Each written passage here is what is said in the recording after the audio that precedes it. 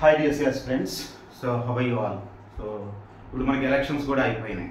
తర్వాత next result రాగానే మనకి ఏమవుతుంది అంటే ఇప్పుడు జిఎస్సి ఎప్పుడు జరగబోతుంది అనేది మెయిన్ కాన్సెప్ట్ ఇక్కడ మనకి. సో మిగిలిన ఆస్పెక్ట్స్ మనకు అవసరం లేదు, బట్ మనకు వచ్చేసరికి ఓన్లీ డిఎస్సి ఎప్పుడు జరగబోతుంది. సో మీరు ఎప్పుడు జరుగుతుందని అనుకుంటున్నారో ఒకసారి కామెంట్ చేయండి, ఒకసారి అనలైజ్ చేద్దాం. ఫర్ ఎగ్జాంపుల్ మనకి జగన్ వచ్చాడు అనుకోండి. ఫర్ ఎగ్జాంపుల్ జగన్ కనుక వస్తే ప్రమాణ స్వీకారం వెంటనే అయిపోతే చక్కచక్క పనులు జరిగిపోతాయి. ఆల్రెడీ నోటిఫికేషన్ ఇచ్చారు కాబట్టి మ్యాక్సిమం జూలైలో మనకి ఇది ఉండే అవకాశం ఉంటుంది. ఏంటి, డిఎస్సి ఉండే అవకాశం ఉంటుంది కంపల్సరీగా. కాబట్టి ఆల్మోస్ట్ మే అయిపోయింది, జూన్ 1 మంతే ఉంది. జూలైలో ఎప్పుడైనా పెట్టవచ్చు ఎగ్జామ్స్. అంటే ఒక నెలన్నర మాత్రమే మనకి టైం ఉంది ఫ్రెండ్స్. కాబట్టి రెడీగా ఉన్నారా లేదా? సో ఈ విషయం తెలియజేయడం కోసమే నేను ఈరోజు చిన్న వీడియో చేయాలనుకున్నాను.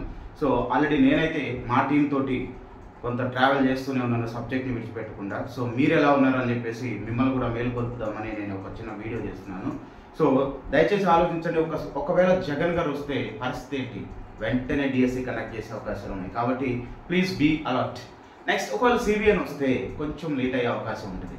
అంటే అతను మళ్ళీ సెట్ అవ్వాలి, మినిస్ట్రీస్ మొత్తం ఫామ్ అవ్వాలి, దానికి కొంచెం ప్రాసెస్ పట్టింది. కాబట్టి కంపల్సరీగా మనకి సెప్టెంబర్ అక్టోబర్ వరకు వెళ్ళినా కూడా ఆశ్చర్యం అవసరం లేదు. ఓకే, కంపల్సరీగా అది ఉంటుంది. ఫ్రెండ్స్, నేను చెప్పేది ఏంటంటే సబ్జెక్ట్ని విడిచిపెట్టకుండా ఎప్పుడైనా ఎగ్జామ్స్ జరగవచ్చు అనేటువంటి ఉద్దేశంతో ప్లీజ్ ముందుగా రండి. మళ్ళీ అప్పుడు కొంతమంది బ్యాచ్ ఉంటారు, పోస్ట్పోన్మెంట్ బ్యాచ్. సో వాళ్ళు మళ్ళీ పోస్ట్పోన్ చేయాలి, మొన్ననే రిజల్ట్ వచ్చింది, ఇంతలోనే ఎగ్జామ్ ఎటువంటి నో.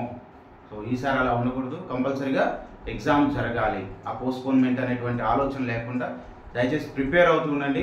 కంపల్సరీగా సక్సెస్ సాధించాలని మనస్ఫూర్తిగా కోరుకుంటున్నాను. ఇట్లు మీ రత్నబాబు సార్. జై హింద్.